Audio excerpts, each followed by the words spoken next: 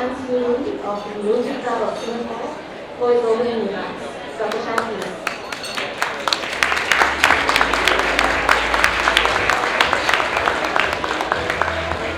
Dr. Jalil Puducherry, Senior Minister of State, Ministry of Communications and Information, and Ministry of Health. Rotary International Director, Mr. Chun Bok, District Governor, Dr. John Chan, District Governor-elect, Dr. Jack Lipke, past District Governors, Your Excellencies, distinguished guests, fellow Rotarians, ladies and gentlemen, and boys and girls. Good evening and welcome to the World Understanding and Peace Day. It is also Rotary's 119th birthday. What I wanted to show you just now was actually a beer commercial. But since there's a tech break now, I'll just briefly give you the gist of that video, what that video is all about. It's about an aircraft carrier cruising along the coast of a friendly nation, and then a blip came out on the radar. And so the commander of that aircraft carrier signaled radio to the other party and said, "I'm an aircraft carrier, please get out of the way." And the other side says, "No, I'm not getting out of the way, you get out of the way." And so the aircraft carrier commander said, "If you don't get out of the way, I'm going to crush you."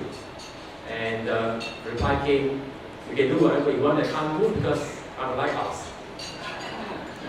So the moral of the story is really about understanding.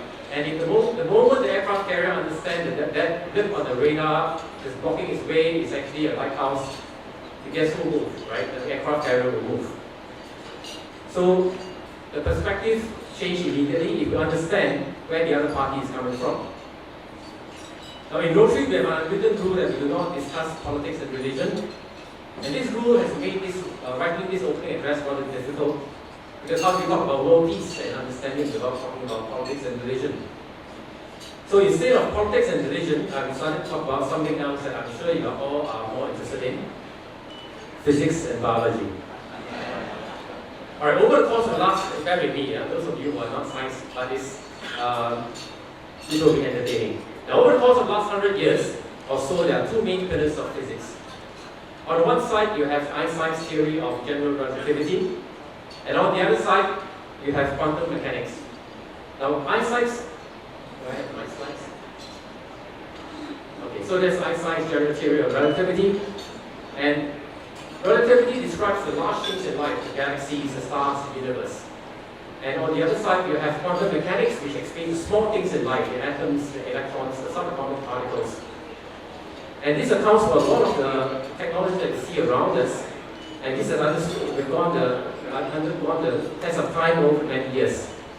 But these are scientific constructs that scientists create to explain certain observations of nature, and by extension help us predict how certain things will behave, how matter will behave under specific circumstances. And one may argue that political ideologies and maybe even some spiritual beliefs are constructs in the same way. Now, applied in their respective domains, these two pillars of physics have withstood test of time, but they are incompatible with each other. When you try to apply relativity to atoms and electrons, the model breaks down. And similarly, if you try to apply quantum mechanics to large distances like galaxies and stars, it doesn't make sense. So there's this chasm between the relativity physicists on one side and the quantum physicists on the other side. And one side look at the other and say, if what I know is true, how can you be true as well? The science, fortunately, is indifferent to your beliefs. Now everyone in this room has a smartphone. Now your smartphone has a GPS chip that helps you get around. And maybe many of you go to this ballroom tonight or this hotel tonight using the GPS and your phone. Now that GPS depends on satellites transmitting data from 20,000 kilometers away from the Earth's surface to your phone. At that kind of distance, you need engineers rely on Einstein's general theory of relativity to make sure that you get to the right place. But on your phone, on Earth, your phone depends on the principles of quantum mechanics. But regardless of whether you are a quantum physicist or a relativity physicist or just the average Joe, the science will still bring you to your destination. So we should be more like scientists, and despite the irreconcilable differences between the theories of relativity and quantum mechanics, scientists work on finding a unifying theory of everything.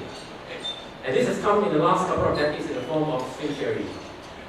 It's far from done, but this spirit of finding common ground and unification is something that's very useful for promoting peace.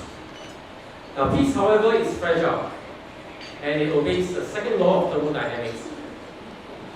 So some of you may be looking on your phone to look at what is the second law of thermodynamics. I'll put it to you in simpler terms. If you have a teenage son, you can put it to the test by going home tonight, pack your son's room neatly, and you check on it again 24 hours later. Left to his own devices, entropy, the state of disorder, increases over time. So you'll be a mess again. So peace, like a tiny teenage boy's room, is not a natural state of affairs and must not be taken for granted.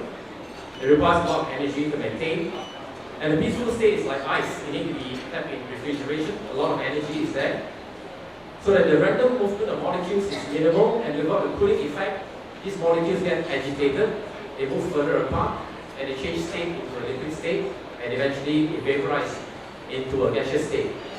Now, such volatile situations happen a lot in the animal kingdom. Different species, from insects to mammals, fight and kill one another over territory, food, and mates. Our nearest living species, the chimpanzee, which has 98.7% of our DNA, is naturally violent, and is the only species other than humans to carry out coordinated attacks on each other. So this warlike behavior challenges the notion that warfare is a human invention, and it strengthens the belief that we are genetically programmed for war. However, there is hope. The bonobos is another primate species that share the same amount of DNA with humans. They are peace-loving species, and instead of making war, they spend most of the time making love. I actually have a more representative photo, but Lisa told me that she's bringing her 6-year-old, so I changed the photo. So instead of making war, they make love. And biologists have found that the aggression is rooted in a part of the brain called the amygdala. It helps us perceive and respond to danger, which in turn will lead us to aggressive behavior. And it was found that there's a greater degree of neural connection between the amygdala and the prefrontal cortex in the bonobos than the chimpanzees. So this prefrontal cortex serves to inhibit spontaneous eruption of aggression. But fortunately for humans, our neural connection between the prefrontal cortex and the amygdala is even greater than that of the bonobos, allowing us to inhibit our aggressive instincts even better. Hence, it is not all predetermined. War or peace is up to us. President John F. Kennedy, in a speech given in the aftermath of the Cuban Missile Crisis, said, and I quote, "The genuine peace must be the product of many nations, some of many acts. It must be dynamic, not static, changing to meet the challenges of each new generation. For peace is a process, a way of solving problems.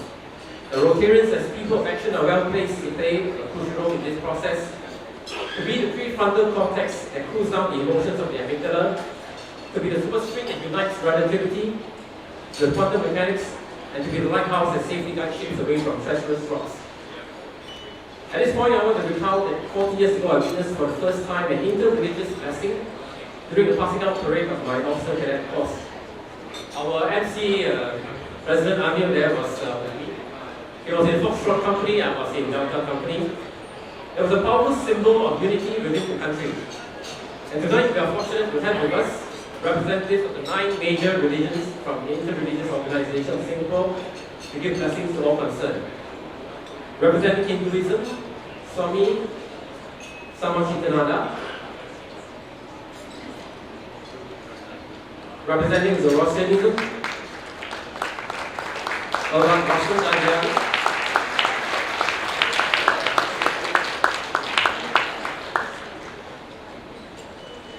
Representing Buddhism, Venerable Yu Fang.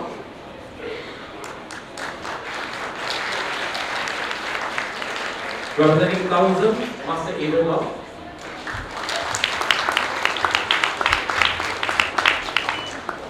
Representing Jainism is the Jitu Shah. Representing Christianity, Sister Teresa Xiao. Representing Islam, Mr. Amir Ali at Delhi.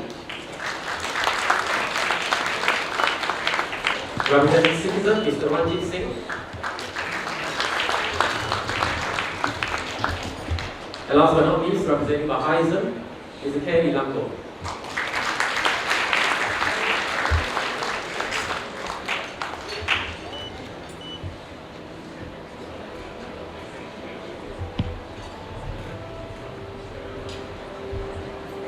I shall now invite Sister Teresa to say a few words. Sister Teresa.